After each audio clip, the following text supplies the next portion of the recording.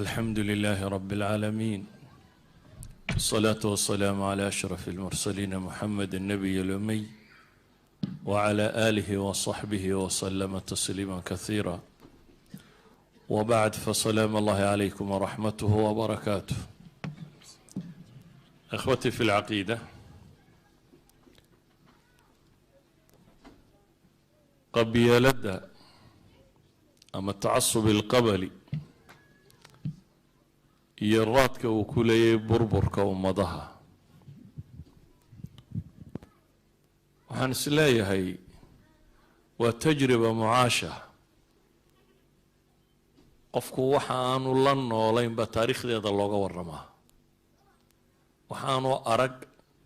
ayaa loo sheegaa taariikhdeedu sida waxaasi u dhaceen ama ay wax u yeelaan. laakiin qofka Soomaaliga ee maanta nool ee 30 sannadood ee ugu dambeeyay joogay ama qayb ka mida joogay, ma islihi war badan baa ugu dhiman tacasubka qabaliga ahi sida uu ummadu burburiyo. waayo waa waaqacan ku nool lahay oo natiijadiisi aan aragnay. ummadda waxaa la yidhaahdaa waa dad wadaaga wax badan. ummaddu ee ummadnimada ahi waa dad mabaadic culya iyo caqaa'id wadaaga, ama caqaa'idu saxiix ha noqoto ama hayru saxiix ha noqoto. ideology mideeyey bay haystaan oo isu keenay dadka kan. waa dad qaanuun mideeyey haysta, ama qaanuun sharciyo saxiixa ha noqdo ama mid wadciyo bini aadam uu samaystay ha ahaado. waa dad qiyaado midaysan leh, hoggaan midaysan leh. waa dad wax badani markaa ka dhexeeyaan. ummaddu markay intaa weydo ama wax kastoo intaa waxyeelaya, waxaan odhan karaa waa canaasirta keenta in bulshadu burburto. nimanka siyaasiyiintii waxa koowaad ay ku dadaalaan waxa weeyaan dadka see homogeneous group looga dhigi karaa, see bulshada afkaarteeda laysugu dhoweyn karaa, see laysu raacin karaa, say wax wada u arki kartaa. matalan iminka wadanadan dimuqraasiga maqlaysaan, dimuqraadiyaddu waa laba qaybood. qaybi waa aalad qaaba oo la adeegsado oo ah maalan in la isdoorto, in baarlamaana la samaysto, in dowladda la kala saaro oo qayba laga dhigo, qayb tashriici dejisa iyo qayb tanfiid samaysa iyo qayb qaadi noqon. waa ijraa'aad, laakiin ijraa'aadkan philosophy ka dambeeyo mideeyey buu leeyahy. democracy intaanu ase political usoo bixin, wuxuu usoo baxay enlightenment theory-gii baa yimi. dadkan in muctaqad laga dhaadhiciyo, philosophy bay wada qaateen, kaasay ku qanceen. dabeetana waxay garteen say u kala baxaan, ay ugu heshiin karaan. innaga xataa haddaad aaladda tan qaado,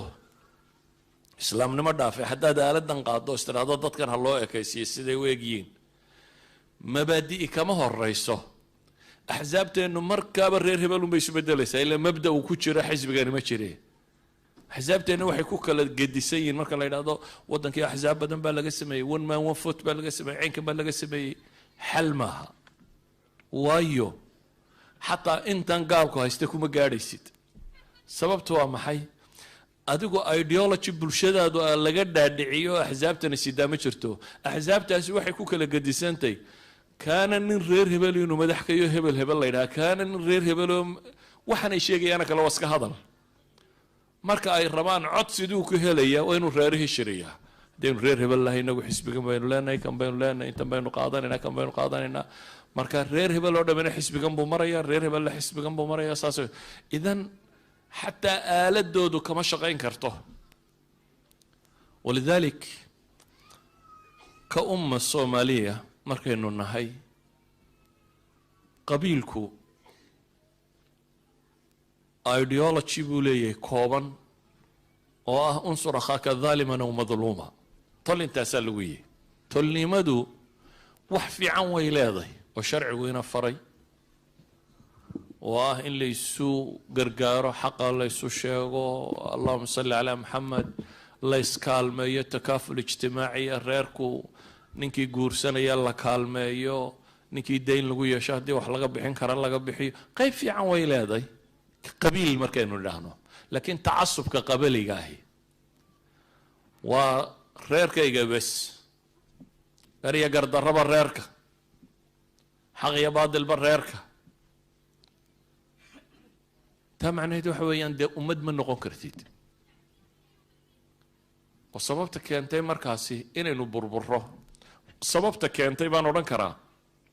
marka imika la yidhahdo dowlad soomaaliyeed ha la sameeyo dee dadku dhibtii wuu wada arko wuu aqbalaya oo arrin ashiriyo ah la isugu yimaado dad badan baa isu imanaya haddana dowlad noqon mayso maxaa xaggay wax iska dhaafsan yihin yani 15 16 shir 17 shir bay Soomaali gashay mid kasta waxbaa lagu soo dhisay wixii haddana socon maayo waayo dee marka hore in waxaynu sugaynaa yaa meesha sariya inta xoogan qabsanaya nin waliba marka hore wuxuu silay lagama xoog badna ku day inay idinku heshaan madaxweynaha ama ra'iisul wasaaraha ama wasiirada ama intan laakiin markay intii heshay soo baxdo intaan helin waxay leedahay cagaa qaba hadaba tan iyo inuu ku kicin reer walba xoogsanaya haday tan qabsatay yay talaabsanin waa in la dumiyaa inta markaa hungurigu inagu jirana waynu midaysanay ila ideology kuma midaysan waxay ku midaysan noo rabnaa dawladdu waa xoog dawladnimadu waa askar iyo ciidan waa system waa dhaqaale iyo cashuur iyo wax la ururinayo waa kayaan jira reerka kayaanka qabsada wuxuu rabaa reeraha kale inuu dhulka la simo doo askarta helo ka hubato hadduu isagu dhaqaale helo ka dhaqaale bato hadduu jaamacada iyo meelaha inta caruurtiisa u diro xataa hadduu intaa ka simo waxay u arkayaan faankii in laga helay ila reernimadu waa faane ana ka aabba fiican ku maamuli jiray weeyaan haddii aan markayga ku maamuli kari waayo waa inaan maamulkaaga ridaa fakhrigii baan waayaya annaga ra'iisul wasaarana cidba wax ma siiyo reerkaba kama tirsana laakiin mujarrad inuu nin reer hebela yahay ayaa faanka igu filan haddaan markaa faanka waayo waa inaan faankiina dumiyaa ama waa inaan markayga ra'iisul wasaare noqdo ama caynkan xal waxaynu ka dhiganay oo la yidhi bal muu dadkani qabiil ka teg waayo qabiil ha loogu qaybiyo oo qabiil miyuu ku qaybsamaysaa hadde qabiilku wuu sii jajabaya oo sii dumaya idan ayuha alaxiba warka ah qabiilku suu wax u dumiyaa waa war practical aynu soo aragnay waxaa ka habboon inaan malaa'in badan isweydiino war saynu uga baxnaa saynu uga bixi karnaa dadka badh baa leh qabaa'ilkaba ha la masaxo waxaana la tirtiro ma tirtirmayso qabiilnimadu inuu ninku reer ka tirsan iyo ku abtirsadaa ceeb maaha ilaahay wuxuu inoo tilmaamay shucuub iyo qabaa'il aynu nahay laakiin maxaa laynoogu tilmaamay litacaarafu inaa isku garataan waa macrifa qabiilku wuxuu inoo joogaa halka galada tan beershuun nambarkuu joogo markaa lagu weydiiyo 9 nambar baad taxaysaa anna 9 oday un baan taxayaa si lay garto 9 nambar ma haysto laakiin waxaa inay hebel 9 oday baa sheegaya markaasaa lay garanaya in lay gartaa ma xumo markaa in lay garto oo dadku nasab iyo sihir ba yeesho oo meeshan ka soo jeeda la garta ceeb maaha laakiin mushkiladu wax weeyaan ideology-ga qabiilka ma bedeli karnaa nabi maxamed calayhi salaatu wasalaam qabaa'ilkii ma tirtirin quraysh sidii bay quraysh u ahayd aws iyo khasraj sidii bay aws iyo khasraj u ahaayeen ghatafaan sidii bay ghatafaan u ahayd mudar iyo rabiic sidii bay u ahaayeen qaxtaaniyiintii yaman sidii bay ahaayeen qaysiyiintii shaam sidii bay ahaayeen qabiil waliba sidii buu u jiray wuxuu nabigu bedelay calayhi salaatu wasalaam ideology-gii qabiilku haystay afkaartu rumaysnaa waxay ahayd in la isxaqiro oo reerka kale la yeeso quraan iyo sunno badan baa soo degtoo tilmaamaya in la isyasaa inaanay bannaanayn dadku inuu asal qura wada leeyahay usro qurana ka wada yimi dhoobana laga wada abuuray aab iyo hooyo qurana wada dhaleen sidaana ku kala fiicnayn mabaadi'doodii baa la saxay waxay rumaysnaayeen unsur akhaaka daaliman aw madluuma walaalkaa gar iyo gardarraba u hiili weedha lafteedii buu nebigu u sheegay calayhi salaatu wasalaam unsur akhaaka daaliman aw madluuma weedha tani way yaabeen saxaabadii iyo dee ma wixii horaa lagu noqday waa waxay ka soo baxeen wuxuu nebigu yidhi calayhi salaatu wasalaam hadduu xaq ku taaganyana u hiili saad qof kastoo muslima ugu hiilin lahayd hadduu baatil ku taagan yahayna ka qabo taasaa hiilkiiya ilaa naar baad ka hor joogtaaye tolka ama dunida marka la jebiyo inaad ka celisaabaa hiila oo markuu naarta ku gurmayo inaad kusii daysa maya iyadu maxay tahay tolka haddaad naarta ka celin kari weydo umaad hiilin isagoo baatil wada isagoo cadaab ku gurmaya inaad ku eegtaa waa hiil daro hiilkii nebigu wuxuu ku sheegay calayhi salaatu wasalaam markaa in xaqana loo sheego hadduu xaq ku taaganyana lagu taageero waxay dadku sokeeye iyo shisheeye ugu kala ahaayeen inta ay abtirka u kala dhow yihiin nebigu calayhi salaatu wasalaam wuxuu tilmaamay mid ka sarraysaa inay jirto oo hadday taasi go'do tanna uu go'ayo aasirada bini aadamka waxaa isku xidhaa alwashaa'ij bini aadamka isku xidhaa waa alwalaa walbaraa waa caqiida waa diin baa reerkii kala kaxaysay ideology wixii la rumaysnaabaa reerku ku kala tegey غزوة بدر قال يا مسلم با يستلي بينه قال يا مسلم كيستلي وايو والرجل ما دراه markuu quraysh saddex ninoo laba walaaliya inaanay dhaleen markay soo baxeen ansaar baa u soo baxday waxay idhahdeen ma rabno nebi maxamed calayhi salaatu wasalaam waxay weydiiyeen raggii noo dhigmayay soo saar wuxuu soo saaray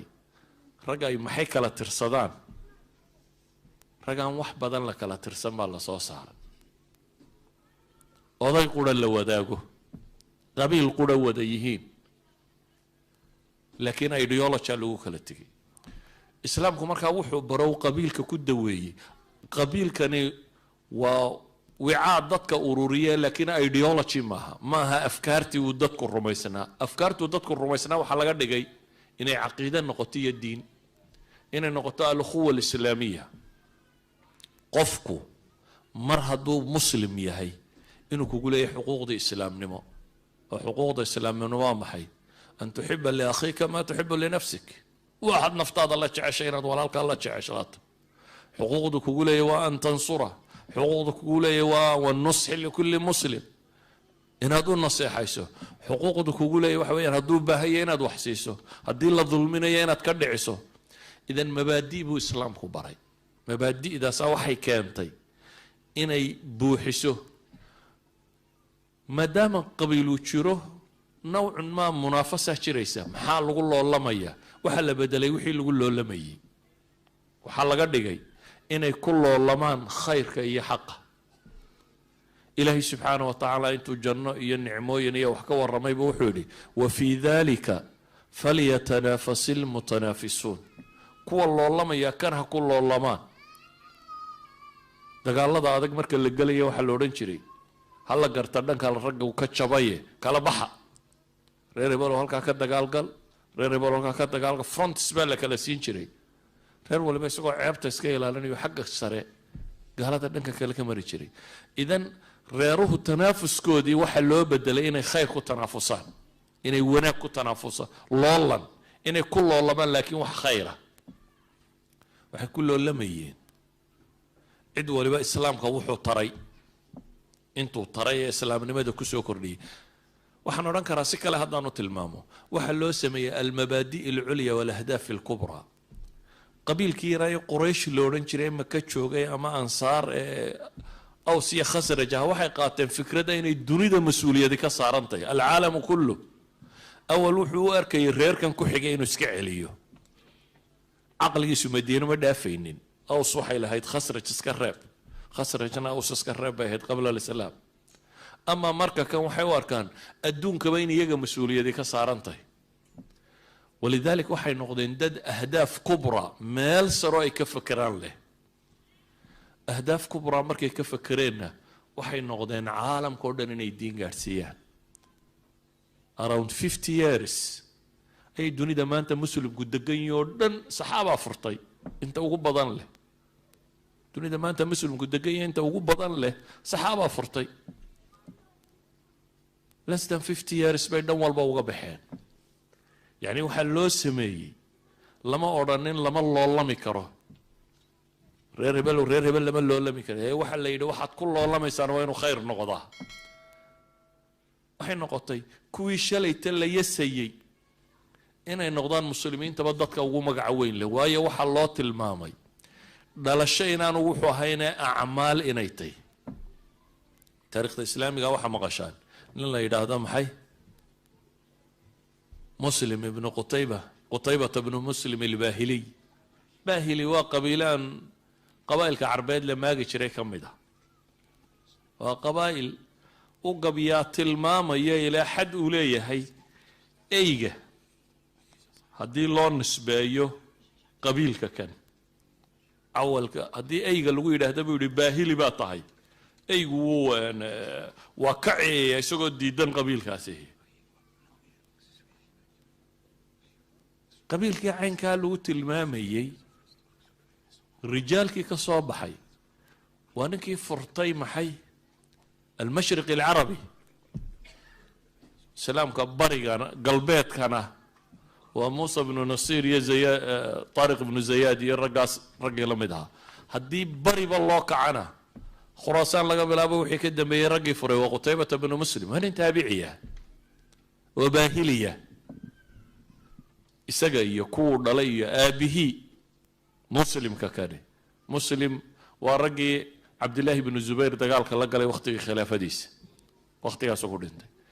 yacni acmaal inuu yahay waxa lagu soo baxaa reer inaanu ahayn baa la baray fakhrigu haddaad faanfaan iyo waxaad ku soo baxdo ilaahay agtiisa ha lagaa sheega baa la yidhi iyo maroo nin bini aadamku ku sheego iyo in rabbi agtiisa lagaa magacaabo idan ciddii faan doonaysay waxaa loo sheegay meesha faanku jiraa xaggu yahay ciddii raganimo ku jirtay waxaa loo sheegay raganimada walaalkaa inaan lagu adeegsanin meesha lagu adeegsadaa xaggu yahay طاقاتكي وراركو لها وحا الله تلمامي ماشا لغو تلمامي إذن أيها الإخوة عرب قبل الإسلام waxay soo mareen fitraad ay dunida ugu liiteen iyadoo hareerahooda dowlad xooggan ay ka jireen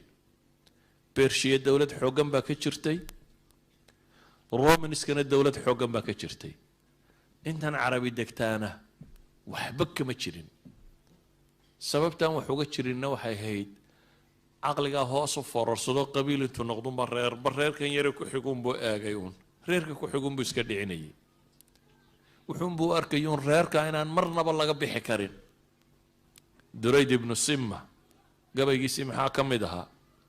wahlana ilaa min ghazaya in gawad gawayta in tarshad ghazaya arshudu waa gabay dheer oo walaalkii ugu baruur diiqayo durayd ibnu simma waa nin shaacir faarisoo jaahiligiya islaamka wuu soo gaadhay isagoo da-oo gaboobay oo la sido laakiin muu islaamin bale muslimiinta aba ghaswatu xunayn ku dishay isagoo hawaasan qabiilkiisa la socda taladii qabiilkiisu intay diiday cawf ibnu maalik intuu diiday ayaa dagaalka la soo galay waxay yidhaahdaan nin faris oo macruufaba aha 100 dagaal in ka badan buu galay fii jaahiliyati intaba wuu guulaystay bay yidhaahdaan raggu walaalaa la ahaa dhammaantood dagaal baa lagu dilay dhammaantood nin walaalkiiyo ka weynaa cabdilaahi la yidhaahdo bay duulimaad wada qaadeen reer bay xoola ka qaadeen xoolihii markii laga soo qaadayna sidii qabaa'ilka soomaaliyeed qaar ka mid sameeyeen waagii hore ay dagaalada geela qaadi jireen ayuu meel dhexe iskala fadhiistay geelashiya wixii uu soo qaaday durayd ibnu sima baa la taliyay walaalkii wuxuu yidhi war reer hebel weyna soo gaadhayaan meel cidnaana waad fadhiday halkan hayna fadhiisinine xoolahan guryo geysanee soco may waa nasinayaa buu yidhi ciddii meesha inoogu imanaysa ha timaado halkaynu ku nasanaynaa waa la fadhiyaya meesha iyagoo fadhiya ayaa la soo gaadhay dabeetana inta gamta iyaga loo joogsaday oo cabdilaahigii la dilay oo xoolii dib looga qaaday oo duraydkan la dhaawacay oo isagoo maydnimo looga tegay bay ka tageen kadib buu gabay tirinaya walaalkii rafaa ugu samaynayo walaalkii buu u baroordiiqaya gabayga baroordiiqay ku jirtaa beydka kani gabayga baroordiiqa waxa ka mid ah abyaat uu leeyahay wanaag baan idiin sheego waa lay diiday laakiin dee miyaan wax kala ahay buu yidhi nin reer hebel un baana reer hebel baan khilaafi karaya halkay ku madhaan un baan ana kula maranayaa buu leeyahay fikraddu waa taa xataa wanaaggaan sheegay haddii la diiday reer hebel halku ku madhay un baan ku marhanayaa bay taagnaayeen idan waxaanay dadkani waxay rumaysnaayeen baa la bedelay oo nebi maxamed bedelay calayhi salaatu wasalaam qabiil iyo qarannimana ma aha wax isqaadan kara waayo reerka meesha qabsada waxaynu arkaynaa faanfaankii inuu inaga helay ama dowladnimadii inuu boobayo ama wixii inuu boobayo waa inaynu dadkan mabaadi' geynaa waa inaynu dadkan afkaartooda bedelnaa si u fakerayaan waa inaynu bedelnaa markaas bay dhici kartaa inay dowladnimo wax ku tari samaysanto qabiilku dee uu sii filqamaya uu sii yaraanaya nebi maxamedna calayhi salaatu wasalaam qur-aanka wuxuu inoogu tilmaamayaa daa'ifadii fircawn iyo kooxdiisu dad buu gumaystay laakiin muxuu ku gumaystay wuu qaybqaybiyey ilaahay qur-aanka wuxuu ku tilmaamaya ina fircawna calaa fi lardi wajacala ahlaha shiica yastadcifu daa'ifada fircawn waa kibray baa ilaahay yidhi dadkii meesha joogayna kooxu ka dhigay kooxo markay kooxa noqdeenna kolba koox buu gumaystaa buu nebigu tilmaamayaa qur-aanku sheegayaa koox buu kolba gumaystaa kooxda uu gumaysanayo axkaam adag buu ku xukumaa in caruurta raggooda la laayo dumarkooda la reebo kooxana wuu soo dhoweeyaa soomaaliya maanta saasumaa ka jirta gaalada international community ee la sheegayo iyo gaalada inugu hareeraysan marka la eego kolba reer bay soo yaro dhoweeyaan reer bay hub yaro siiyaan reer kalena aakhira loo diraa uun kaa marka muddo la wadana xagga kalunbaa la wadaa unoo reer kalena markiisu addis ababa ka daadegaa addis ababa baynu si weydweydaaranaa wax badan oo kale isma bedelayaan idan waa taftiit wax keena haddii ummadda la burburiyo ayankan waxa lagu burburinaya ha ahaadee waxba ma dhalanayaan idan warku wuxuu ku kooban yahay nabiyullaahi moxamed calayhi salaatu wasalaam qabyaalad teenna ka adag teenna dadku waaba muslimo wuu tukanaya waxbuu rumaysay ibuu daweeyey qabyaalad teenna ka dhaqan xun oo ka dhaqan adag oo jaahiliyo aan diinna haysanin ayuu nebi maxamed daweeyo ka dhigay dowladdii dunida ugu xooga badnayd uu ka dhigay hadday taasiba dhacday innagana teenna waa la daweyn karaa waa dad muslimiina oo dhibaata dhex martay oo jira waa la daweyn karaa dawadaasi waxay u baahantahay kow inaynu islaax ka dhex raadino bulshada reeraha kana heshiiyaan laba inaynu cadaalad raadino oo cadaaladdaa dadka deeqda ninku tollaayay wuxuu u leeyay wuxuu xaqa u lahaa buu waayayaa cid la dhicisa waa la dulminaya dulmigaa wuxuu keensaday markaa inuu reer dabada geliyo laakiin hadduu cadaalad helayo hadduu helayo bolis intuu tago xaqiisa u dhicinaya tollaayana ma yidhahdo cidna uma yeedheen haddaynu markaa dadkan heshiis ka dhex raadino haddaynu cadaalad ka dhex raadino haddaynu mabaadi ku beerno oo diin islaam dib u noolayno haddaynu samayno ahdaaf kubraayo ay ku tanaafusaan waxay ku loolamaan oo weyn aynu u samayno waa wax fudud bale waa wicaal la adeegsan karo khayrka wax u tari kara reernimadu markaasi siday jiilkii saxaabadaba wax ugu tartay ka reer ahaan markay tahay aan tacasubka la soconin ama haddaynu isku dayno inaynu dimuqraadiyad geyno ama waxa kan geyno waxba bedeli mayno soomaaliya 60kii markay ka baxday dimuqraadiyad bay qaadatay laakiin dimuqraasigeedii wuxuu isu bedelay doorashooyinkoodii ugu dambeeyay 82 xisbi baa furaa 82 xisbi reerun bay ahaayeen jilib bolo yaro hoosaba xisbi samaystay waxba isma bedelayaan imikada haddaad axzaabta furto axzaabtu uun magacyadii reerun baad s iyo wax kaloo aad ku dartay ku bedeshay halkaad ka odhan lahayd ururkana reer hebel baa leh kana reer hebel baa leh ayuunbaad magac kaloo af ingiriisi iyo 3 eray ka kooban aada u bixisay laakiin waxaynu u baahanay inaynu bedelnaa marka waa ideologiga iyo mabaadi'da la rumaysanyay iyo inaynu dadkan islaax ka dhex raadino iyo inaynu cadaalad raadino haddaynu se iyada dib ugu celinonanaa 4.5 iyo 7.5 ku qaybsada kuma waxba kuma dhalanayaan. haddaynu dhahan dimuqraadiyad baa ee isdoorta one man one vote waxba isma bedelayaan, waayo ideologigii ka horreeyay waxa kani ayaa goobta ka maqan. saa daraaddeed warkaygoo koobani wuxuu yahay ummadnimadu waa dad qiyaadad wadaaga, sharci iyo maamul wadaaga, caqaa'id iyo afkaar iyo mabaadi' wadaaga, ummad noqda, intaa kadibna luqo wadaaga. innagu intan qaybo ka mida waa wadaagnaa, laakiin practical maaha, ma hirgelino. say luqada waa wadaagnaa, midabka waa wadaagnaa, dhul waa wadaagnaa, laakiin mabaadi' aynu wadaagnaa ma taalo. islaamnimada inta salaada iyo cibaadaadka iyo ku saabsan baynu ka wadaagnaa. cadaaladda dee inanka reer hebel uma dhigma baynu taaganay, ama kii shan ka soo dilay dabada intaad marisaabad waxoogaa ma qaadanaysaan, magaanu idin siinaynaaye. cadaaladi ma jirto. idan ka mabda ahaan uma haysano. marka waxaan leeyahay waa inaynu waxa kan mabaadi' ka dhignaa oo dadka gaadhsiinaa. waana wax fudud in soomaaliya problemkeedu waxaan rumaysnay ummadaha ugu problem yar inaynu nahay, ummadaha ugu problem yar, laakiin waxaynu nahay ummadaha ugu jahli badan sida wax loo xalilo. solutionka waxa la yidhaahdo ayaynu ka indhala'nay. daageenna waynu markaynu soo nimaadno calaacalka in baynu badinaa, wixii dhacay baynu ka warranaa, waxaan baa dhacay, nin waliba intuu ogaabuu sheegaa, markaa meel baaba'sanoo dunsan baynu ka dhignaa. war dunida inaga problem badan ee mushkiladeenna xalkeedii un baynu farta saari kari la'nay, ama ciddii u cuntamaysay inay xallishaabaan weli u gacan qaadeen ama se u dhalanin. waxaan leeyahay markaa kusoo koobaya, ma jecel inaan warka idinku badiyo. tacasubka qabaliga ah dowladnimo kuma dhismi karto, waana taftiit wax keenayo bulshada burburinaya. cagsiga dowladnimo aynu u baahanayna waa inaynu mabaadi' iyo qiyaado midaysan samayn karnaa. taasina waa mabaadi'da ka horeysa qiyaadada. markaynu mabda' qaadanno